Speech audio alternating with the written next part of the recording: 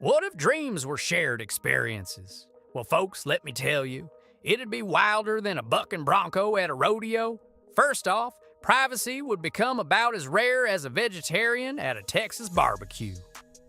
Imagine waking up one morning to find out your neighbor accidentally stumbled into your dream about dancing naked with a cactus. Suddenly, your deepest, darkest secrets are on display like a prize steer at the county fair. People would start developing what they call dream etiquette, knocking before entering someone's subconscious, like it's some kind of mental outhouse. And let me tell you, dream blocking technology, it'd be more valuable than oil in these parts. Now let's mosey on over to the legal side of things. Courts would be scratching their heads trying to figure out if dream crimes are real crimes. Is dream murder attempted murder?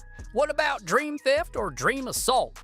You'd have lawyers specializing in oneric law, whatever that means, and juries experiencing evidence firsthand by entering crime scene dreams. Picture this.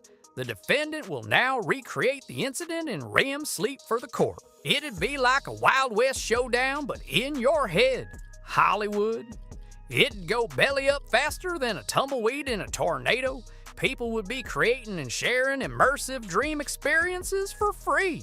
Professional dreamers would become the new celebrities, crafting elaborate fantasy worlds for others to explore. It'd be like the gold rush all over again, but instead of prospecting for gold, folks would be mining for dreams. And dream piracy? It'd be the new cattle rustling with people stealing and distributing others' nightmares and fantasies without permission. Now, let's talk about the psychological rodeo this would kick up. Therapists could literally saddle up and ride into patients' dreams to diagnose problems. But here's the kicker. Patients could accidentally trauma dump their issues into random strangers' dreams. It'd be like mental tumbleweed blowing across the prairie of people's minds. Support groups would meet and share dream spaces where everyone's unconscious mind contributes to the healing process, creating some mighty strange therapeutic mashups. Education would get a complete overhaul, too. Learning would happen through shared dream experiences, with knowledge transferring directly from teacher to student like a mental lasso.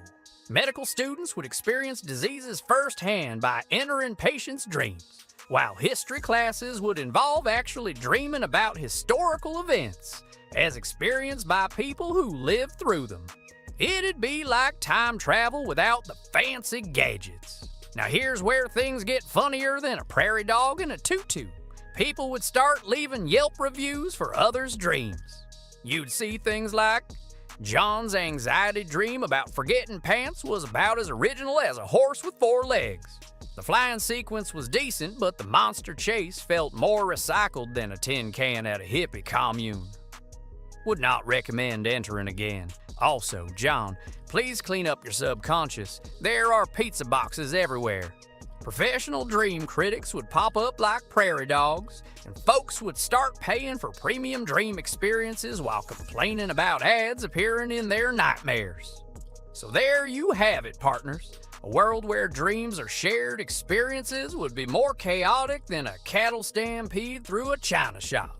It'd turn our notion of privacy, law, entertainment, psychology, and education upside down and inside out. But hey, at least it'd give us something to talk about over the campfire, right? Now, if you'll excuse me, I've got a dream to catch. Just remember to knock before you enter, and don't mind the tumbleweeds rolling through my subconscious. It's a bit dusty in there.